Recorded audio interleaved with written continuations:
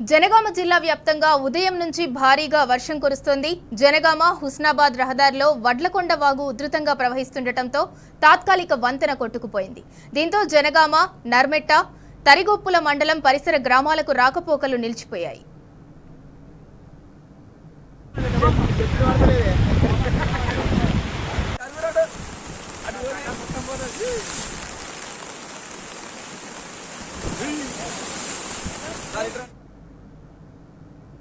జనగామ జిల్లా వ్యాప్తంగా ఉదయం నుంచి భారీగా వర్షం కురుస్తుంది. ఇక దీనికి సంబంధించి మరింత సమాచారం మా ప్రతినిధి రవికాంత్ అందిస్తారు.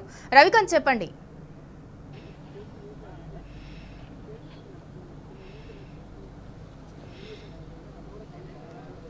సింధూరా, ఉమ్మడి వరంగల్ జిల్లా వ్యాప్తంగా వరదలు, వానలు అయితే దంచుకొడుతున్న నేపథ్యం అయితే మనం చూస్తూ ఉన్నాము. తాజాగా వాతావరణ శాఖ విడుదల చేసిన బులెటిన్ కూడా చూసే ప్రయత్నం చేద్దాం.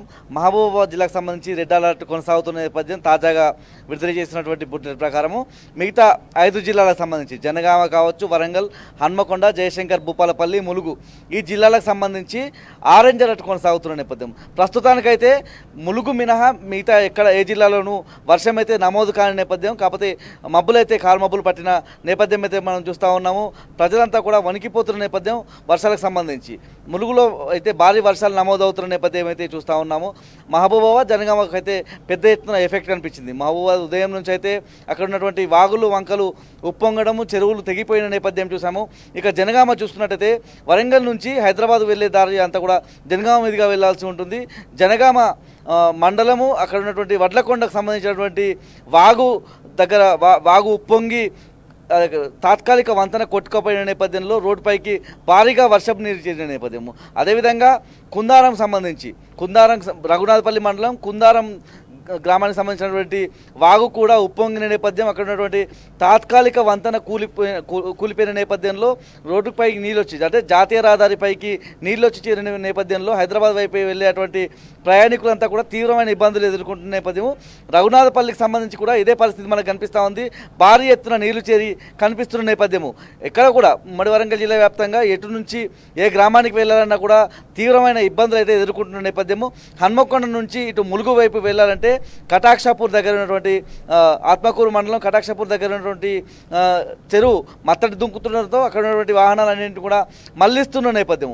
ఇక మహబూబాబాద్ జిల్లా గురించి మాట్లాడుకున్నట్టయితే ఉదయం పురుషోత్తంగూడెంకి సంబంధించినటువంటి ఒక తండ్రి కూతురు పురుషోత్తంగూడెంకి సంబంధించిన హై లెవెల్ వంతెన వద్ద కారు కొట్టుకోపోయిన నేపథ్యం. అందులో కూతురుకు సంబంధించినటువంటి మృతదేహం లభ్యమైన నేపథ్యం. దాదాపు 2 కిలోమీటర్ల దూరంలో ఆ మృతదేహం లభ్యమైంది. ఇప్పటికీ తండ్రికి సంబంధించిన మృతదేహం అయితే లభ్యం కాని నేపథ్యము. ఇక రైళ్లకు సంబంధించిన ఇన్ఫర్మేషన్ చూసినట్టయితే మహబూబాబాద్ కావచ్చు, డోర్నకల్కి సంబంధించినటువంటి రైల్వే స్టేషన్లలో ఇటు ఇంటికన్నే, అదేవిధంగా తాళ్లపూసలపల్లి దగ్గర రైల్వే ట్రాకులు కొట్టుకుపోయిన నేపథ్యంలో ఈ 2 రైల్వే స్టేషన్ల వద్ద రైళ్లను దాదాపు మహబూబాబాద్ జిల్లాలో 8 రైళ్లను నిలిపివేసిన నేపథ్యం. వాటినన్నింటినీ కూడా దారి మళ్లిస్తున్న నేపథ్యం అయితే చూస్తూ ఉన్నాము.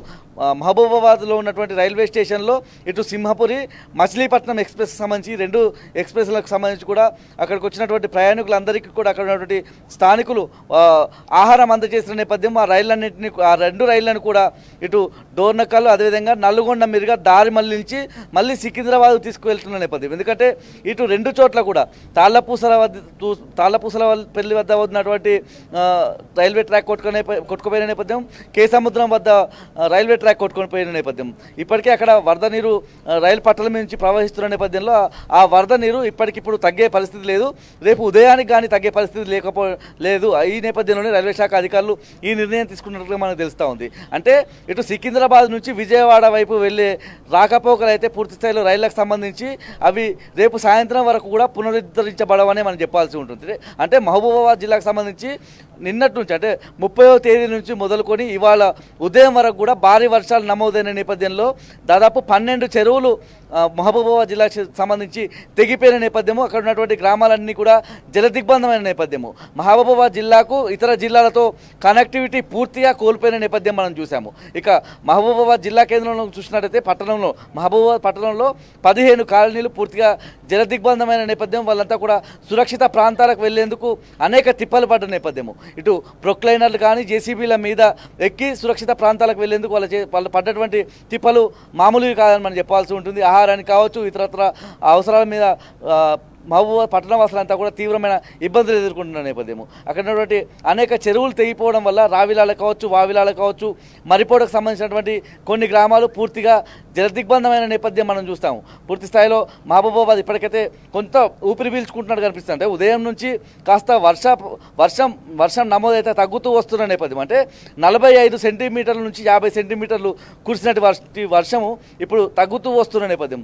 అదే కనుక పూర్తి స్థాయిలో కొనసాగి ఉంటే మహబూబాబాద్ అనేది పూర్తి స్థాయిలో ప్రమాదపు అంచనా ఉండేదని మనం చెప్పాల్సి ఉంటుంది. ఇప్పటికీ కూడా ప్రమాదపు అంచనా ఉందని మనం చెప్పాల్సి ఉంటుంది. వాతావరణ శాఖ ఇప్పటికీ కూడా రెడ్ అలర్ట్ జారీ చేసే ఉంటుంది. ఇప్పటికీ కూడా రక్షణ చర్యలు కరువయ్యాయని చెప్పాల్సి ఉంటుంది. ఎన్డీఆర్ఎఫ్ బృందాలను దింపడంలో ప్రభుత్వం విఫలమైందని మనం చెప్పాల్సి ఉంటుంది. పూర్తి స్థాయిలో అక్కడికి ఎన్డీఆర్ఎఫ్ బృందాలను తరలించడంలో కావచ్చు, ఇటు హెలికాప్టర్లకు సంబంధించినటువంటి ఎటువంటి అప్డేట్ ఇవ్వని నేపథ్యం మనం చూస్తూ ఉన్నాము. జిల్లా కలెక్టర్ నుంచి ఇప్పటి వరకు ఉదయం నుంచి నిన్న రాత్రి తర్వాత ఇప్పటి వరకు మహబూబాబాద్ జిల్లా కలెక్టరేట్ నుంచి కానీ మహబూబాబాద్ సంబంధించినటువంటి ప్రజా సంబంధాలకు సంబంధించిన అధికారుల వైపు నుంచి కానీ ఎటువంటి సమాచారం రాని నేపథ్యం. అంటే జిల్లాకు సంబంధించి ఒక టోల్ ఫ్రీ నెంబర్ ఏర్పాటు చేసిన నేపథ్యం మినహాయించి అసలు ఎక్కడెక్కడ ఎలాంటి పరిస్థితులు ఉన్నాయని చెప్పి జిల్లా అధికారుల వైపు నుంచి ఒక అప్రమత్తత కానీ ఒక అలర్ట్ కానీ రాని నేపథ్యం అయితే స్పష్టంగా చూస్తూ ఉన్నాము. జనగామ జిల్లా చూసినట్టయితే ఇప్పటికైతే ప్రస్తుతం జనగామ జిల్లాలో వర్షం నమోదు కాని నేపథ్యం, భారీ వర్షాలు అయితే నమోదైతే అంటే ఉమ్మడి వరంగల్ జిల్లాలో అన్ని చెరువులు కూడా నిండు కుండలా మారిన నేపథ్యం. వర్షానికే నిండుకుండలా మారితే లోతట్టు ప్రాంతాల పరిస్థితి ఏంటో అని ప్రజలంతా కూడా భయభ్రాంతులకు గురవుతున్న నేపథ్యం మనం చూస్తాం. ఇక వరంగల్ పట్టణ కేంద్రానికి హన్మకొండ పట్టణ కేంద్రం మనం చూసినట్టయితే అనేక కాలనీలు కూడా ఒక్క వర్షానికి నిన్న సాయంత్రం నుంచి వాళ్ళ ఉదయం వరకు కురుస్తున్నటువంటి వర్షాలకే అనేక కాలనీలు కూడా జలదిగ్బంధమైన నేపథ్యం. వరదలు పెద్ద ఎత్తున నదులను ప్రవహిస్తున్న నేపథ్యం, రోడ్లపైన నదులను తలపించే విధంగా వరద నీరు కనిపిస్తున్న నేపథ్యం అయితే మనం చూస్తూ ఉన్నాము. ఇటు ఎన్టీఆర్ నగర్ కావచ్చు, ఎస్ఆర్ నగర్ కావచ్చు, ఎంబీసీ నగర్ కావచ్చు, అనేక లోతట్టు ప్రాంతాలన్నీ కూడా వరంగల్ కావచ్చు, ఇటు హన్మకొండకు సంబంధించి ఇబ్బందులు ఎదుర్కొంటున్న నేపథ్యం. ప్రజలు ఇప్పటికీ కొంచెం ఉపశమనంగా వాతావరణానికి సంబంధించి అయితే నిలకడగా ఉంది. వర్షం పడని నేపథ్యంలో ప్రజలంతా కూడా ఊపిరి పీల్చుకుంటున్న నేపథ్యం. మళ్ళీ సాయంత్రం అవుతున్న నేపథ్యం. ఇప్పుడు కనుక వర్షం పడితే, ఈ రాత్రి వర్షం పడితే ఎలా ఉంటుందో పరిస్థితులు అర్థం చేసుకోవాల్సి ఉంటుంది. ప్రజలంతా కూడా భయభ్రాంతులకు గురవుతున్న నేపథ్యము జిల్లా అధికారుల నుంచి కావచ్చు. అంటే 6 జిల్లాలకు సంబంధించి వరంగల్, హన్మకొండ, జయశంకర్, భూపాలపల్లి, ములుగు, జనగామ, మహబూబాబాద్ ఈ 6 జిల్లాలకు సంబంధించి జిల్లా అధికారులు అయితే టోల్ ఫ్రీ నెంబర్లు ఏర్పాటు చేసిన సందర్భం అయితే మనం చూస్తూ ఉన్నాము. అయితే సహాయక చర్యలకు సంబంధించి అయితే ఎటువంటి అప్రమత్తత లేదని మనం చెప్పాల్సి ఉంటుంది. ఆహారానికి సంబంధించి కావచ్చు, ప్రజలకు సంబంధించిన అలర్ట్ విషయంలో కావచ్చు, పునరావాస కేంద్రాల విషయంలో కావచ్చు, ఎలాంటి అలర్ట్ లేదని మనం చెప్పాల్సి ఉంటుంది. పూర్తి స్థాయిలో జనం అయితే భయభ్రాంతులకు గురవుతున్న నేపథ్యం అయితే మనం చూస్తూ ఉన్నాము. ఇక తొర్రూరుకు సంబంధించి వెంకటాపూర్కు సంబంధించినటువంటి ఒక వ్యక్తి చేపల వేటకు వెళ్ళి గల్లంతైన నేపథ్యము. ఇటు తాడ్వాయి మండలానికి సంబంధించి కూడా కాల్వపల్లిలో ఒక పశువుల కాపరి కూడా పశువులను మేపేందుకు వెళ్ళి అడవిలో నుంచి వస్తుండగా ఒక వర్రె దాటే ప్రయత్నంలో భాగంగా ఆయన నీటిలో కొట్టుకుపోయిన నేపథ్యం. ఆ శవాలన్నీ కూడా బయటకు తీస్తున్న నేపథ్యం. మనం మహబూబాబాద్ జిల్లా మాట్లాడుకున్నట్టయితే అక్కడ ఇవాళ తండ్రి కూతురు కొట్టుకుపోయిన నేపథ్యంలో కూతురి మృతదేహం మాత్రమే బయటికి తీసిన నేపథ్యము, తండ్రికి సంబంధించిన మృతదేహం ఇంకా బయటికి రాని నేపథ్యం. అయితే అందరూ అనుకున్నారు, లాస్ట్ ఫోన్ కాల్ వాళ్ళు చూసినట్టయితే శంషాబాద్ ఎయిర్పోర్ట్కు వాళ్ళు వెళ్తున్న నేపథ్యంలో వాళ్ళ కారు నీట మునిగిందని తెలిసింది. వాళ్ళు మెడ వరకు నీళ్ళు వచ్చాయి, మేము కొట్టుకుపోయే ప్రమాదంలో ఉన్నామని చెప్పి బంధువులకు ఫోన్ చేసిన నేపథ్యంలో వాళ్ళు సురక్షితంగా ఉంటారని బంధువులంతా భావించారు. కానీ వాళ్ళిద్దరూ కూడా మృత్యువాత పడిన నేపథ్యం అయితే అందరినీ కలిసివేస్తున్న నేపథ్యం అయితే మనం చూస్తూ ఉన్నాము. తొర్రూరు కావచ్చు, ఇక్కడ మహబూబాబాద్ సంబంధించి ఒక 3-4 మృతులు చోటు చేసుకునే నేపథ్యము. ఇటు నర్సంపేటకు సంబంధించి కూడా ఒక యాచకురాలు నీటిలో కొట్టుకుపోయిన నేపథ్యం మనం చూస్తూ ఉన్నాము.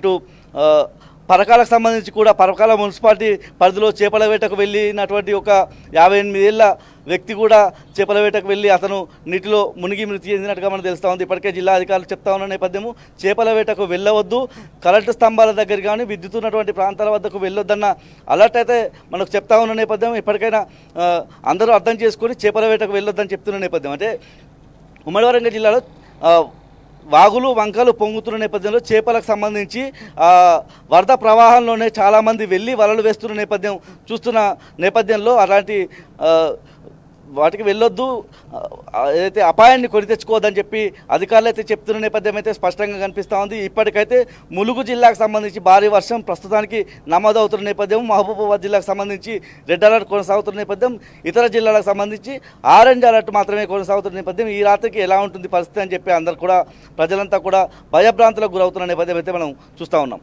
Right, thank you Ravikanth.